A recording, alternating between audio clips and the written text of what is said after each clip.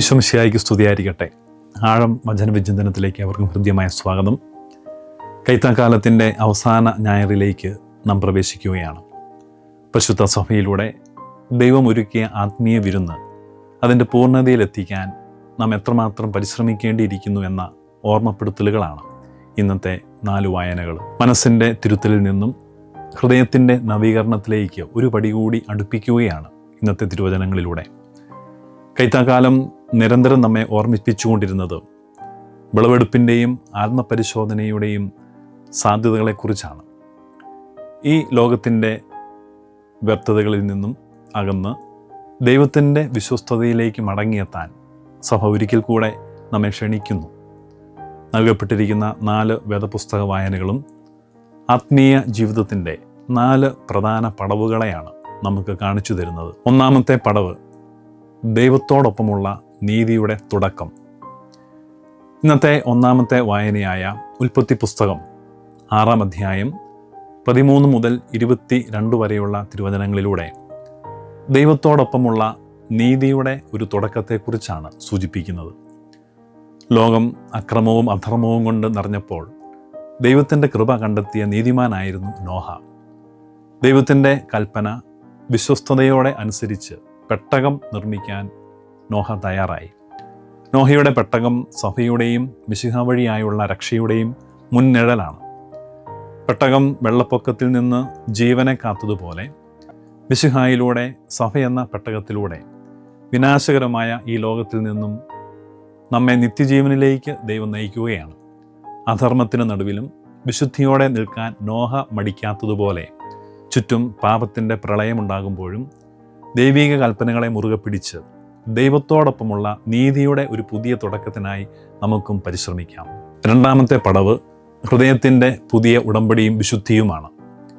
ഇന്നത്തെ 2ാമത്തെ വായനയായ യെരമ്യാ പ്രവചനം 32-ാം അധ്യായം 36 മുതൽ 40 വരെയുള്ള തിരുവചനങ്ങളിൽ ബാബിലോൺ അടിമത്തത്തിൻ്റെ ഭയത്തിനും ശിക്ഷയ്ക്കും ശേഷമുള്ള ദൈവിക വീണ്ടെടുപ്പാണ് പ്രവാചകൻ ദർശിക്കുന്നത്.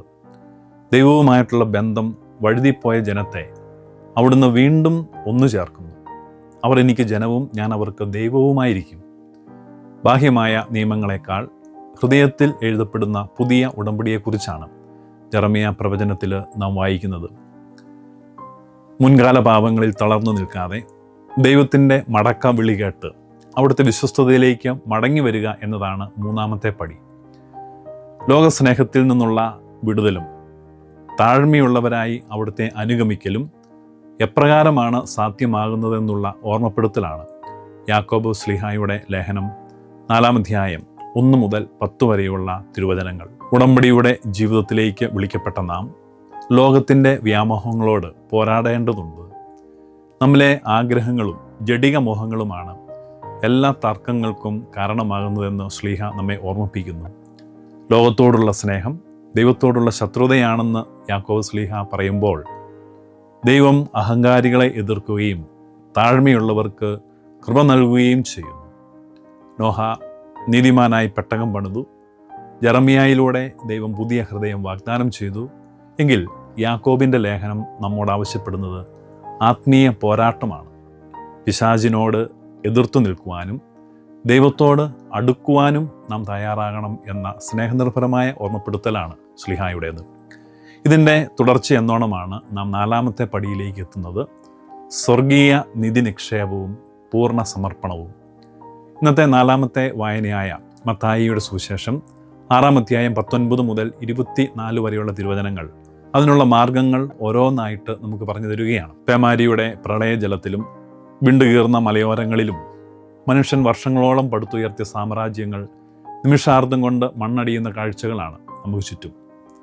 അടിയുറച്ചതെന്ന് നാം കരുതിയ സുരക്ഷിതത്വങ്ങളും കൈപ്പിടിയിൽ ഒതുക്കിയെന്ന് അഹങ്കരിച്ച സമ്പാദ്യങ്ങളും പ്രകൃതിയുടെ ഒരു ചെറിയ പ്രകോപനത്തിനു മുൻപിൽ തകർന്നടിയുമ്പോൾ ദൈവം നമ്മെ ഓർമ്മിപ്പിക്കുന്നത് മാനുഷിക കരുതിവയ്പ്പുകളുടെ നിസ്സാരതകളെക്കുറിച്ചാണ്. ഭൂമിയിൽ നിക്ഷേപങ്ങൾ സ്വരുക്കൂട്ടാൻ പരിശ്രമിക്കുമ്പോഴും സ്വർഗത്തിൽ നിക്ഷേപം സൂക്ഷിക്കാൻ മറക്കരുതെന്ന സ്നേഹനിർഭരമായ ഒരു ഓർമ്മപ്പെടുത്തൽ ഇന്നത്തെ വായനയിലുണ്ട്. അതാണ് ഏറ്റവും പ്രധാനപ്പെട്ട ഒരു ഓർമ്മപ്പെടുത്തലായിട്ട് എനിക്ക് തോന്നുന്നത്. ഭൂമിയിലെ തുരുമ്പെടുക്കുന്ന നിധികളിലല്ല, സ്വർഗത്തിൽ മറ്റാർക്കും കവർന്നെടുക്കാനാവാത്ത വിധം സൂക്ഷിക്കപ്പെടുന്ന നിധികളിലാണ് നമ്മുടെ ഹൃദയം ഉറയ്ക്കേണ്ടത്. ഭൂമിയിൽ നാം സ്വരുക്കൂട്ടുന്നതൊക്കെ എപ്പോൾ വേണമെങ്കിലും നശിപ്പിക്കപ്പെടാം. അതിനുള്ള നിരവധി ഉദാഹരണങ്ങൾ നമ്മുടെ ചുറ്റുവട്ടങ്ങളിൽ നാം കാണുന്നുണ്ട്. നശിക്കുന്ന നിക്ഷേപങ്ങളുടെ പുറകെ പോയി ആത്മരക്ഷയെക്കുറിച്ച് നാം മറന്നു പോകരുത്. ഈ ഒരു ഓർമ്മപ്പെടുത്തലാണ് ഇന്നത്തെ സുവിശേഷം. തുരുമ്പും കീടങ്ങളും നശിപ്പിക്കുന്ന, കള്ളന്മാർ തുരന്നു മോഷ്ടിക്കുന്ന ഈ ലോകത്തിലെ നമ്മുടെ നിക്ഷേപങ്ങൾ നിത്യജീവിതത്തിനൊട്ടും പ്രയോജനകരമല്ലെന്ന് നാം ഓർക്കണം. സ്വർഗത്തിൽ നിക്ഷേപങ്ങൾ കരുതേണ്ടത് എങ്ങനെയെന്ന് വിശുദ്ധ മത്തായിയുടെ സുവിശേഷം 25-ാം അധ്യായത്തിൻ്റെ 31 മുതലുള്ള തിരുവചനങ്ങളിൽ ഈശോ വളരെ വ്യക്തമായിട്ട് പഠിപ്പിക്കുന്നുണ്ട്. അത് അന്ത്യവിധിയെക്കുറിച്ചുള്ള പഠനങ്ങളാണെന്ന് നമുക്കറിയാം. അവസാന വിധിയെക്കുറിച്ച് ഈശോ പഠിപ്പിക്കുമ്പോൾ ചുറ്റുപാടുകളിലുള്ള എളിയ സഹോദരങ്ങൾക്കെല്ലാം ചെയ്തു കൊടുക്കാനാണ് ഈശോ പറയുന്നത്. അന്ത്യവിധിയുടെ മാനദണ്ഡം നാം എങ്ങനെ സ്നേഹിച്ചു എന്നുള്ളതാണ്. സ്വർഗത്തിൽ നിക്ഷേപങ്ങൾ കരുതി വയ്ക്കാനുള്ള നമ്മുടെ പരിശ്രമങ്ങളുടെ മുൻപിൽ ദൈവം ഒരുക്കുന്ന സാധ്യതകളാണ് നമ്മുടെ ചുറ്റുവട്ടങ്ങളിലുള്ളവർ. അവരിലൂടെയാണ് സ്വർഗീയ നിധി സമ്പാദിക്കാൻ നമുക്ക് സാധിക്കുന്നത്. തുടർന്ന് മത്തായി സുവിശേഷം വായിക്കുന്നുണ്ട്, ദൈവത്തെയും മാമോനെയും ഒരുമിച്ച് സേവിക്കാൻ ആർക്കും സാധിക്കുകയില്ല. ഈ വാക്യം മത്തായിയുടെ സുവിശേഷത്തിൻ്റെ 6-ാം അധ്യായത്തിൻ്റെ 24-ാം വാക്യം, 2 യജമാനന്മാരെ സേവിക്കാൻ ആർക്കും സാധിക്കുകയില്ല. ഒന്നുകിൽ ഒരുവനെ ദ്വേഷിക്കുകയും അവരനെ സ്നേഹിക്കുകയും ചെയ്യും, അല്ലെങ്കിൽ ഒരുവനെ ബഹുമാനിക്കുകയും അവരനെ നിന്ദിക്കുകയും ചെയ്യും. ഗ്രീക്ക് മൂലഗ്രന്ഥത്തിൽ കീറിയോസ് എന്നുള്ള വാക്കാണ് യജമാനൻ എന്നതിന് ഉപയോഗിച്ചിരിക്കുന്നത്. ഇതിൻ്റെ അർത്ഥം വെറുമൊരു തൊഴിലുടമ എന്നല്ല, മറിച്ച് അടിമയുടെ മേൽ പൂർണ്ണമായ അവകാശമുള്ള, അവൻ്റെ ജീവനും സ്വത്തിനും ഉടമയായ ആളെന്നാണ്. അതുകൊണ്ട് തന്നെ ഒരടിമയ്ക്ക് ഒരേ സമയം 2 യജമാനന്മാരുടെ പൂർണ്ണ അവകാശത്തിന് വഴങ്ങി ജീവിക്കുക അസാധ്യമാണ് യഹൂദ പാരമ്പര്യത്തിൽ. കാരണം യജമാനത്വം വിഭജിക്കപ്പെടുമ്പോൾ സമർപ്പണം പരാജയപ്പെടുന്നു. അതുപോലെ തന്നെ മിശിഹായിൽ നാം ആയിരിക്കുമ്പോൾ നമ്മുടെ ഹൃദയത്തിൽ മറ്റൊരു യജമാനന് സിംഹാസനമില്ല. ബൈബിളിൻ്റെ വെളിച്ചത്തിൽ മാമോൻ കേവലം പണമല്ല, ഒരു വ്യാജ ദൈവം തന്നെയാണ്. മാമോൻ എന്നത് പണത്തെയും ഭൗതിക സമ്പത്തിനെയും കുറിക്കുന്ന അറമായ വാക്കാണ്. ഈശോ ഇവിടെ പണത്തെ കേവലം ഒരു വസ്തുവായിട്ടല്ല കാണുന്നത്, മറിച്ച് ദൈവത്തിന് തുല്യമായി മനുഷ്യഹൃദയത്തെ കീഴ്പ്പെടുത്താൻ ശ്രമിക്കുന്ന ഒരു വ്യാജ ആത്മീയ ശക്തിയായിട്ടാണ്. ഭൗതിക സമ്പത്ത് മനുഷ്യന് നൽകുന്ന സുരക്ഷിതത്വ ബോധവും ശക്തിയും അവനെ ദൈവത്തിൽ നിന്നും അകറ്റി സ്വയം പര്യാപ്തനാണെന്ന വ്യാമോഹത്തിലേക്ക് അവനെ തള്ളിയിടുകയാണ്. അങ്ങനെ സ്വർഗീയ ചൈതന്യമായ പരസ്പര സ്നേഹത്തിൽ നിന്നും പരസ്പരമുള്ള ബന്ധത്തിൽ നിന്നും അകന്ന് സ്വർഗീയ ശൈലികൾ മറന്നു ജീവിക്കാൻ മനുഷ്യന് വ്യഗ്രത കാട്ടുന്നു. അങ്ങനെ സ്വർഗത്തിലേക്കുള്ള നിക്ഷേപങ്ങൾ സൂക്ഷിക്കാൻ സാധിക്കാതെ അപകടകരമായ ഒരവസ്ഥയിലേക്ക് അവൻ എത്തപ്പെടുന്നു. ഒരേ സമയം 2 ദിശകളിലേക്ക് നടക്കാൻ മനുഷ്യന് കഴിയില്ല. ഹൃദയം ദൈവത്തിലാണോ അതോ ഭൗതിക വ്യാമോഹങ്ങളിലാണോ ഉറച്ചിരിക്കുന്നത് എന്ന ചോദ്യമാണ് ഈ സുവിശേഷ ഭാഗം നമ്മുടെ മുൻപിൽ ഉന്നയിക്കുന്നത്. ദൈവത്തിൻ്റെ കൃപയുടെ തെരഞ്ഞെടുപ്പ് നടത്തിയില്ല എങ്കിൽ മനുഷ്യൻ മാമോൻ്റെ ആർത്തിയുടെ അടിമയാകും. ഈ ലോകത്തിൽ ജീവിക്കുമ്പോൾ പണമോ ഭൗതിക ആവശ്യങ്ങളോ വേണ്ട എന്നല്ല ഈശോ പറയുന്നത്, മറിച്ച് സമ്പത്ത് നമ്മുടെ വേലക്കാരനായിരിക്കണം, യജമാനനാകരുത്. ഇതാണ് ഈശോ ഇവിടെ ഉദ്ദേശിക്കുന്നത്.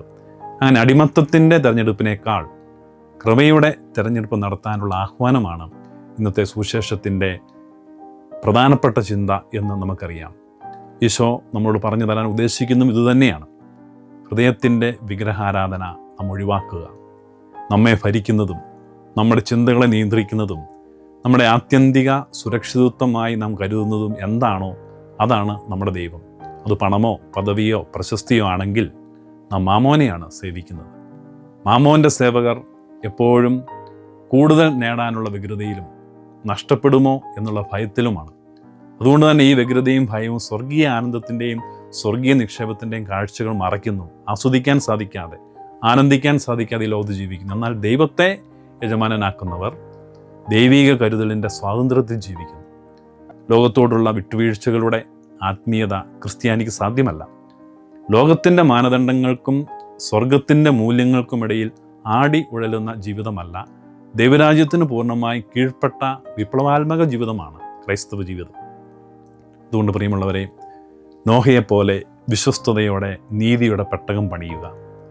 യെരമ്യാ പ്രവാചകൻ പറഞ്ഞതുപോലെ ദൈവത്തിൻ്റെ ഉടമ്പടി ഹൃദയത്തിൽ സ്വീകരിക്കുക. യാക്കോബ് ശ്ലീഹ പ്രബോധിപ്പിച്ചതുപോലെ താഴ്മയോടെ ലോകമോഹങ്ങളെ ത്യജിച്ച് ദൈവത്തിങ്കിലേക്ക് അടുക്കുക. ഒടുകിൽ മത്തായിയുടെ സുവിശേഷത്തിൽ മിശിഹ അരുൾ ചെയ്തതുപോലെ നമ്മുടെ ഹൃദയം സ്വർഗീയ നിധിയിൽ ഉറപ്പിച്ച് അവിടുത്തെ മാത്രം യജമാനനായി സ്വീകരിക്കുക.